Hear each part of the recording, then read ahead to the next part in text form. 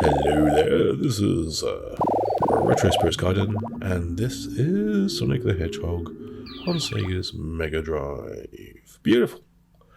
A 2D platform game. Sega. Beautifully sung there. People from Sega. And Sonic presents Sonic the Hedgehog with his attitude and waggly finger. Right, when this landed, this game, back in the 90s, it was a breath of fresh air. We all knew the Megadrive was a powerful beast, but we didn't know it was this powerful. And we didn't know it could display rendered style graphics in the way that Sonic the Hedgehog does here. He's a little Sega Blues hedgehog, isn't he? It's like they've gone, oh, we like blue, we'll make our mascot blue.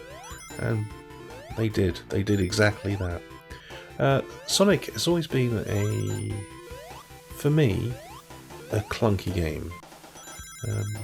But, well, this is even back in the day, but it was just the shock of the new. When this came out, when this landed, people really couldn't believe what was going on. I mean, there was nothing like this on the home computer formats. The Super Nintendo had Super Mario World, and when you look at this in relation to Super Mario World, you kind of go, yeah, this has got loads more going on. They really made the first stage something to behold. They wanted to blow you away, and this is exactly what they did. And they had it as a pack-in with a Mega Drive, and this sold many, many Mega Drives. So its importance can't be overstated to Sega's fortunes. But as a game, it just doesn't live up to the promise. So it was like he's supposed to be like the fastest hedgehog in the West. And on the first stage he is, but then on the rest of the stages you're doing shit like pushing blocks into slots to release a button, or you're standing on brown platforms waiting for them to move whilst you're trapped and bees are firing arse bullets at you. This was always the problem with Sonic. It didn't live up to its own hype in terms of speed, and he's not a very easy character to read because he's got very gangly limbs. So as a platform hero, he doesn't feel like he's got accuracy in the same way that Mario feels like you're accurately controlling him.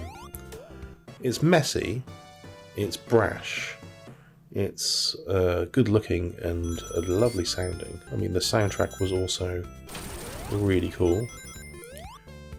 I mean, it wasn't Yuzo Koshiro style levels of cool, but the Mega Drive did have, and still has, a great sound chip. And actually, over the years, I think I prefer Mega Drive tunes to SNES ones, just the way that the music is produced. It just sounds more,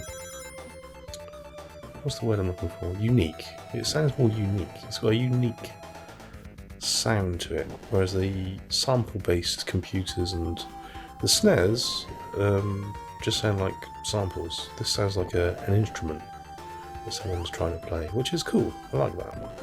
And it's like stereo and it's quite clear, isn't it? Unless they use that fucking sound library, which Sonic the Hedgehog doesn't. And yeah, it was just, at the time, the coolest thing. Over the years, obviously, people have come to reevaluate it, and Sonic's a good game.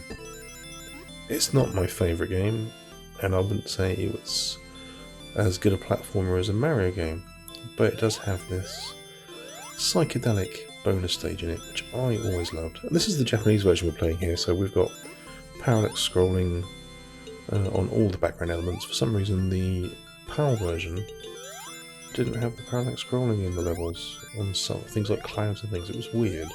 But anyway, it's cool. It's cheap. Although it doesn't look like it now, this had massive impact. Back in the 90s, there was nothing around that looked played and sounded quite like Sonic. So it's rightfully heralded as a classic, even though it's a bit of a fussy game. That's Sonic the Hedgehog. Alright then, ta-ra.